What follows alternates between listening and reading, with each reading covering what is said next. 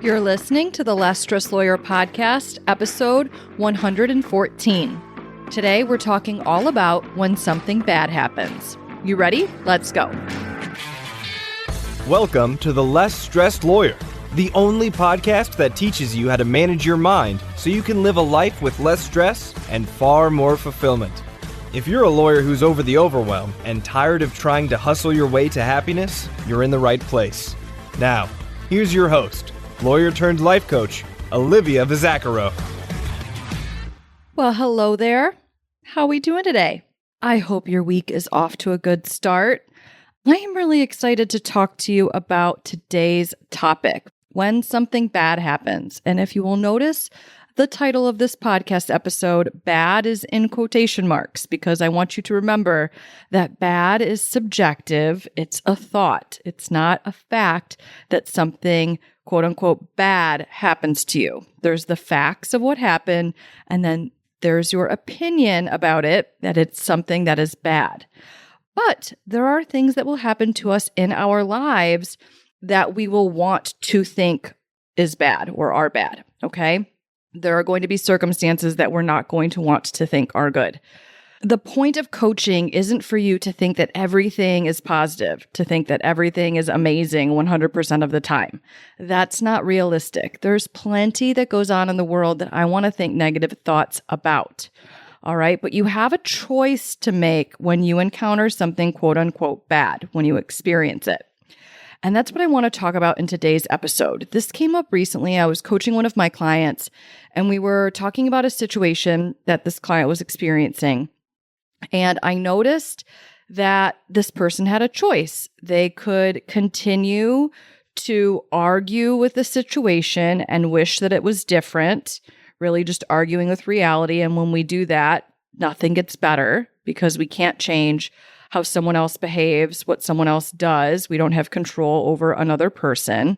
All we can control is ourselves. So when something bad happens to you, I want to give you a framework for how you can navigate these moments, okay? So the first step is when something quote unquote bad happens, when you encounter a circumstance that you don't like, that you think negative thoughts about, what I want you to do from the get-go, right off the bat, is decide who you want to be in this situation. How do you want to respond to it? And you really have one of two choices. The first option is to just dwell on it and to argue with reality and to keep arguing with the situation, the facts as they've already unfolded, and you're just going to stay stuck in your negativity, in the negative story that you've immersed yourself in. Nothing is going to get better, all right? You're just going to stay there, feeling all of the negative emotion that you're creating for yourself with your thinking, because facts don't cause our feelings, our thoughts about the facts do.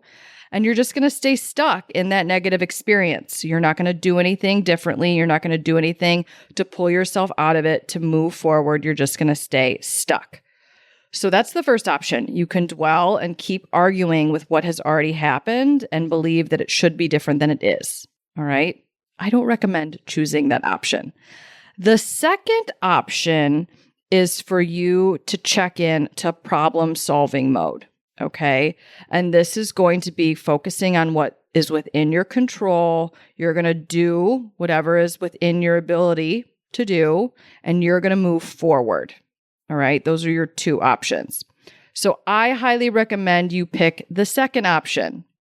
Now, if you take me up on this suggestion and you pick option number 2, you encounter a quote unquote bad situation, something quote unquote bad happens, and you decide, I'm not going to dwell on this. I'm not going to argue with what's already come to pass. I'm going to focus on what's within my control and move forward. Then here's what you're going to do. The first thing that you're going to do after you make the decision of who you want to be in this moment is separate the facts from the story you're telling about them. All right. And this is going to help you gain a different perspective. So you want to find the circumstance, the true circumstance, just the facts, which are totally neutral up until you think your negative thoughts about them. Okay. So you're going to separate the facts from the story that you're telling about it. And then you're going to go through the list of thoughts, which that's all the story, you're thinking about the factual situation. And you're going to make intentional decisions about which thoughts you want to keep and which ones you want to replace. Sometimes we're going to choose to continue thinking some negative thoughts. We don't want to see the situation any differently. But other times, we're not going to want to keep choosing to think the negative thoughts. Okay, so you're going to go through, separate the facts from the story you're telling about them, and then be very intentional with choosing to keep certain negative thoughts and then replace other ones. And you can, as you write this out, circle the ones you want to keep and cross out the ones you want to replace. And I think it's really effective for you to just in that moment go through and write out what you could choose to think instead of the negative thought that you want to replace. What's a slightly better thought you could choose to think? Okay. Then from there, now that you've gotten a different perspective on the situation that you're facing, we can start to move forward. So the first thing you're going to do after you've done that thought work, you're going to make a list of the things that are within your control. And then you're going to make a second list of everything that's outside of your control in this given situation. So things that are within your control, how you think about the situation, how you feel about the situation, and then all of the things that you do in response to the situation. And I want you to get very specific. What are all of the things that you can do that you have complete control over? What are all of the actions that you can take, steps you can take to move forward, decisions you can make? List out all of the things that are within your control. And then you're going to go through and make a comprehensive list of the things that aren't within your control. What other people say, how other people feel, what other people do, how other people think. None of that's within your control. Anything that's already happened that you can't change, that's not within your control. So you want to get really clear on the things that aren't within your control. And then the last step is you're going to make an action plan for what you're going to do to move forward. All right. So this is when you tap into problem solving mode based on what's within your control, focusing all of your energy and attention there. What are you going to do to move forward? Make your game plan and then go execute it. When you approach quote unquote bad situations from this perspective, walking through this framework, it's going to keep you out of victim mode, out of that victim mentality where you're really indulging in self-pity. When you're dwelling and arguing with reality and just immersing yourself in the negative story that you're telling yourself about the situation that you're facing, you're really feeling sorry for yourself. It's very woe is me, thinking that it shouldn't be happening the way that it's happening, and then just continuing to take issue with how it's happened. You're not going to get to a better place if that's how you approach these quote unquote negative situations. All right. So do you want to be a dweller or do you want to be a problem solver? If you want to be a problem solver, then you've got to approach this by going through, getting your mindset right, first and foremost, by separating fact from the story you're telling about it, eliminating the thoughts that aren't serving you, and then making that list of what's within your control and what's not within your control that's going to help you release your attachment to trying to control things that you don't have any control over, which may sound disempowering, but it's actually not. It's so much more empowering for you to be crystal clear on what's within your control and what's not within your control, and for you to spend absolutely no time trying to control something that you don't have control over and focusing all of your energy and attention to what you do have control over. And then, because you've made the decision to be a problem solver, you're going to move forward and actually engage in problem solving by doing what you can do to make the situation better, to move forward, to get to a better place. So let's walk through a few examples so you can see how this framework applies. All right. So first example we're going to use is that you're working for a client and then out of the blue, They reach out to you and they let you know that they don't want to work with you anymore. They want to hire another attorney. They want to hire someone else. They want to go in a different direction. All right.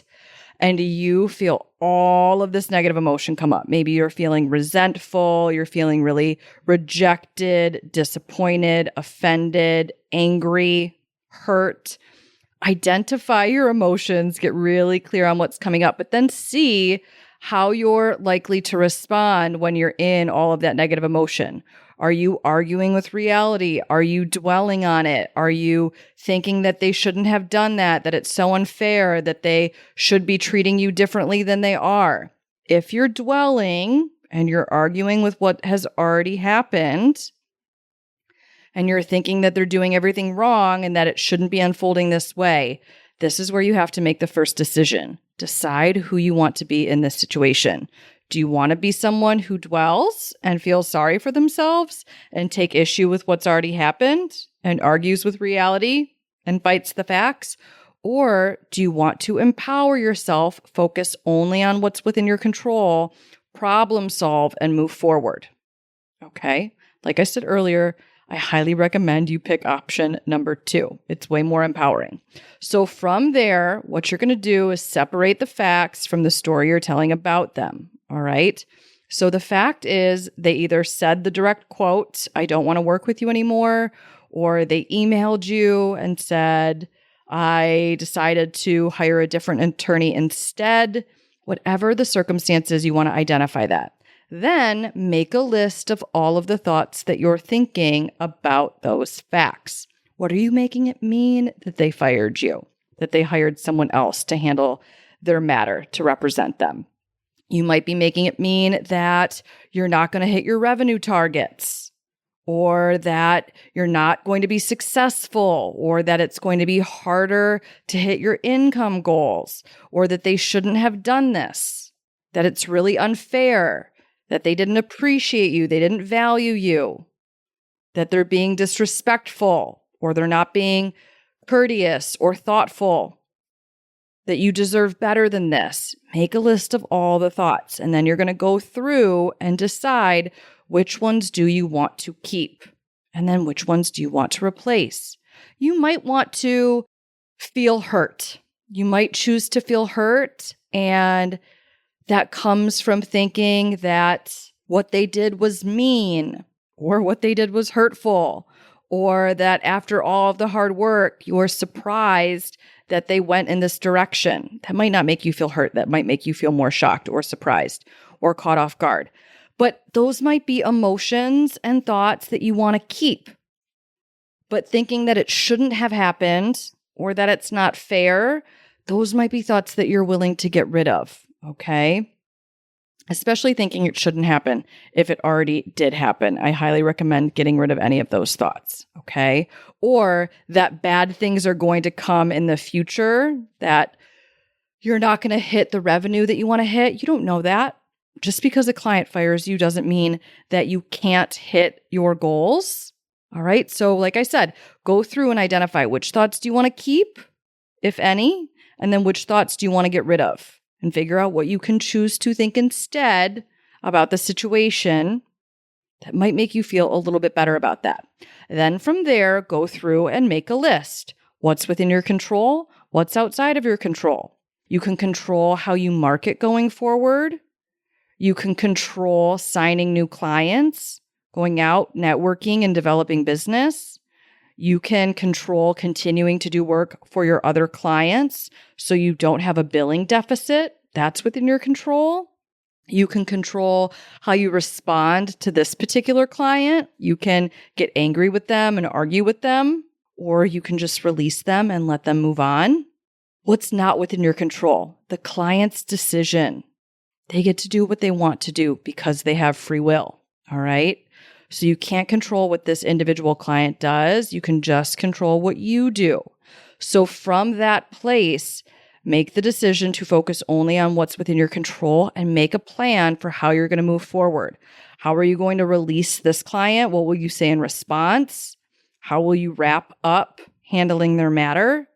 And then how will you devote your time moving forward in order to tap into that problem-solving energy and focus on bridging perhaps the revenue gap, moving forward, developing new business, continuing to represent your other clients. Make your game plan for how you're going to proceed and then go execute it. All right, example number 2. Let's say a client asks you to write off some of your time. When this happens, decide who you want to be in this moment, in this situation. All right, you can dwell on it and you can argue with the fact that they asked you to write off some of your time, and you can think, they shouldn't have done this. This is so disrespectful. I can't believe that they did this. Or you can focus on what's within your control and decide to tap into your problem-solving energy and move forward. Okay? Like I said, I recommend you pick option number 2. So from there, you're going to separate facts from story. So they simply asked you to write off some of your time. That's the facts. What's the story you're telling about it? Some of those thoughts that I just mentioned a moment ago. So you're going to go through and list out all of your thoughts that you're thinking about this fact. And then you're going to decide which negative thoughts do you want to keep and which ones do you want to replace. I highly recommend getting rid of the thought, I can't believe they asked for this. I would choose to think clients get to ask for whatever they want, and it's my job to set and honor my own boundaries. Okay? Just because someone asks me for something doesn't mean I have to oblige, doesn't mean I have to give it to them. All right? They're welcome to ask, and I'm welcome to say no. I actually can believe it. I think people like to test the limits and push the envelope and see what discounts they can get. I think that's all normal, well and good. It's not a problem for me. It's my job to just simply respond and say, no, I'm not willing to do that. And then I get to decide if I want to keep working with someone who asks me to write off my time moving forward. Okay. Now, one thought you might be thinking is, I wouldn't ask someone else to do this. That might be a negative thought that you want to keep, because you don't want to change how you would approach a situation like this if you were the client, not the service provider. All right. So that might be a thought that you want to keep, but there are other thoughts that you can replace. So you're going to go through, make your list of all of the thoughts you're thinking, gain a different perspective, and shift your thinking where it makes sense to shift it. Then from there, you're going to make a list, again, to get some additional perspective. What's within your control? What's not within your control? You are not able to control whether a client asks you to write off some of your time. What's within your control is whether or not you grant the request, how you communicate your boundary to the client moving forward, whether you continue to do work for this client. All right, all of that's within your control. So from that list of what's within your control, you're going to make a game plan for how you're going to move forward. All right, maybe you decide to deny the request, to communicate to your client you don't write off your time, and then to set a boundary. If this comes up again, I will conclude representing you. All right, I'll wrap up the matter, and you can happily go work with someone else. I totally understand if you want to work with someone who doesn't charge as much as me. That's definitely within your power, within your right to do so. But this is what I charge, and it's not open for discussion. All right. So if you continue to keep raising it, I'm going to choose to conclude my representation of you. That's something that's within your control. So make your game plan for how you're going to proceed. All right. Example number 3. You go out for a promotion or you're going out for a new job and you don't get it. All right. So that's the quote unquote bad thing that happens to you. So in this moment, when you get the no, when you get the answer that you didn't get the promotion or the job that you were hoping to get, decide who you want to be in this moment. Do you want to dwell? Do you want to argue with what has just happened, with the news you just received? Or do you want to tap into your problem-solving abilities and focus on what's within your control and move forward? All right. If you choose option number 2 and you get out of the woe is me and you're willing to take action and focus on what's within your control, then you're going to separate fact from story. All right. So there's the fact you did not get the promotion. Maybe you didn't make partner, you didn't get a raise, you didn't get a job, whatever the case may be, find the facts. And then what's the story you're telling yourself about them? I deserved that. I should have got it. This isn't fair. I have to start all over. These are all thoughts people think in these situations. So you're going to go through and decide which negative thoughts you want to keep and which ones you want to get rid of. I've done an episode on thoughts that have the word deserving in them or deserve. I think those are problematic thoughts. So I might focus on the fact that I think that I am qualified for a position. That might help me shift out of some of the negative energy that comes from believing I deserve something that I didn't get and feeling slighted or cheated. Okay. I might choose to think, instead of believing that it should have happened differently than it did, that it happened for me, even if I can't see the reasoning why yet. I believe that anything quote unquote bad that happens to me is happening for me. All right. Instead of thinking that you have to start all over, think that you're not starting from scratch, that you're able to go after this goal again, but this time with more information. If you evaluate what you did this last time that didn't get you the result that you wanted, you can leverage the learning that you get from the evaluation and apply that learning moving forward. So you're actually a step ahead of the game. All right. Now you may choose to keep the thought that it isn't fair. Whenever thoughts around the concept of fairness come up, I just remind myself that life isn't fair, which isn't a super positive thought, but it is a thought in quote unquote bad situations that I may choose to keep and think intentionally. Because like I said, the point of coaching isn't to think all positive thoughts all the time. You get to keep your negative thoughts if you want to. You just want to be really intentional about which ones you choose to keep thinking and make sure they're not hindering you too severely, okay? Thinking that something's not fair, if you can also add in and remind yourself that life doesn't need to be fair and that it often is not fair, that isn't that bad, okay? That's not arguing with reality in the same way that thinking that something should have happened differently than it did, which is really going to keep you stuck in this loop where you're not moving forward. So from there, you've separated fact from story, you've figured out which thoughts you're going to keep, which thoughts you want to replace, and you've replaced them. Go ahead and make a list, what's within your control and what's not within your control. What's within your control is whether you go for a promotion or that raise or another job again. You can control how you interview. You can control gathering more information to figure out where you might not have met certain qualifications, how you can approach the situation differently next time in order to make your case stronger for why you are worthy or deserve that position, why you're qualified to have it and fill that role.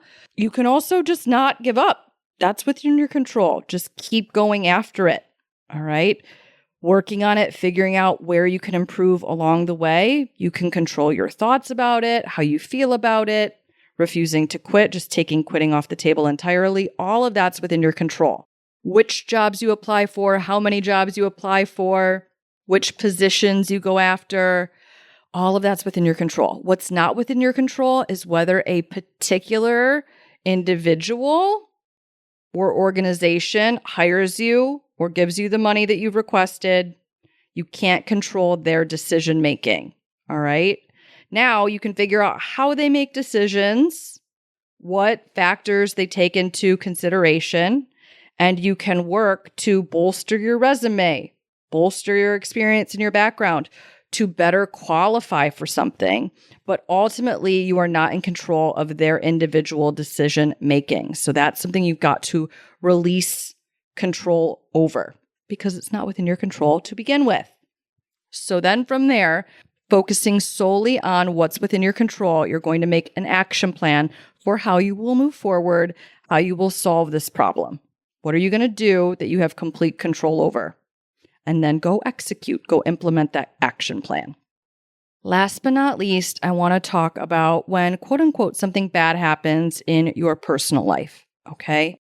When something bad happens in your personal life, the process is exactly the same, all right? So let's say a family member gets sick, or maybe your spouse asks you for a divorce, all right? Decide who you want to be in this situation, all right? You can dwell and you can argue with reality, take issue with what's happened, think that it should be happening differently than it is, or you can decide to focus solely on what's within your control and move forward. Okay? So separate facts from the story you're telling about them. Figure out what thoughts you want to keep and what thoughts you want to replace. Make a list of them. All right? Go through one by one. If a family member of mine gets sick, I'm going to want to think negative thoughts about this. I'm going to want to feel sad. All right? I'm an only child. One of my greatest fears is my parents getting sick and my parents passing. I don't want to think happy thoughts if either of those things happen. And I've had to work on accepting that I lack control over how my parents age and what their health is like as they get older. That's not something I have control over. So that makes me feel pretty powerless, but that's a thought that I'm going to choose to keep because it is something that's outside of my control. I don't get to control how they age. I don't get to control what they do that factors into how they age because they're their own human being and they've got their own free will. All right. So I'm going to figure out what thoughts I want to keep, what thoughts I want to replace. And then from there, I'm going to make a list so I gain some greater perspective over how I can move forward. What's within my control? What's not within my control in this instance? I've worked with clients before who have gotten divorced and they really didn't anticipate getting divorced. It wasn't in their game plan. They thought that they were going to be with their partner forever. And I can relate to that myself, having not expected certain relationships to unfold the way that they did in my own life.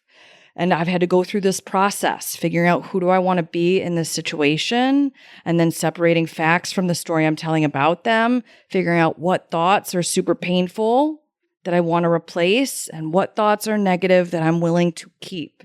And then from there, figuring out what I have control over and what I don't.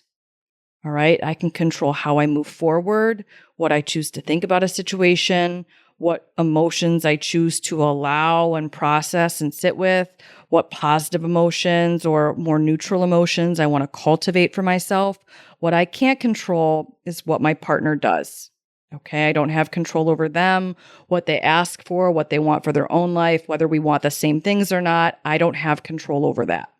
So in either of these instances or in whatever situation you're currently dealing with that you perceive to be quote unquote bad, go through, figure out what's within your control, what's not within your control, and then make a game plan for how you're going to move forward, how you will quote unquote problem solve, what you will do that's only within your control, and then release any attachment to what's not within your control.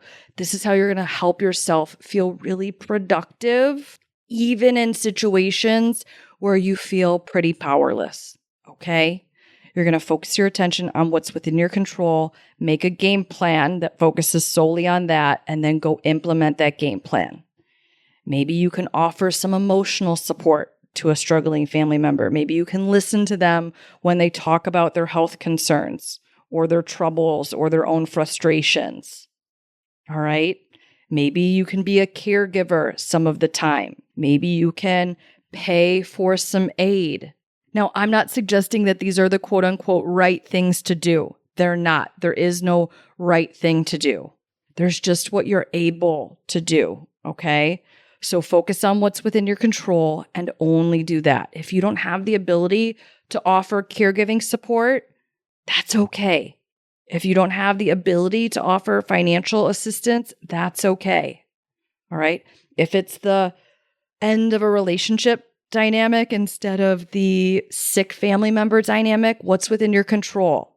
Whether you fight someone, how you fight them going through the process, whether you acquiesce, that's within your control. What you ask for, what you seek, what you don't ask for, what you don't seek, those are things that are within your control. All right? Whether you choose to move forward and date or you don't, you give yourself just time to heal, that's within your control. Totally up to you, but focus on what you have control over and release your attachment to the stuff that you don't. We really want to get you out of that energy where you're dwelling and you're arguing with what has already happened or with what will happen moving forward that's outside of your control. Because if anything's going to make you feel powerless, it's focusing on trying to control what you don't have control over. And that's really my game plan for you, or my goal for you, is to get you out of that state of mind and that focus, and focused instead on what's within your power, in your control, and spending your time and energy there. All right. I hope this helps when quote unquote bad stuff happens moving forward. Apply this framework. I think it will bring you a lot of peace, and it will be a much more productive use of your time, however you choose to spend that time. All right. That's what I've got for you this week, my friends. I hope you find it helpful. I hope you have a beautiful week, and I will talk to you in the next episode. Thanks for listening to the Less Stressed Lawyer podcast. If you want more info about Olivia Bizacaro or the show's notes and resources from today's episode, visit thelessstressedlawyer.com.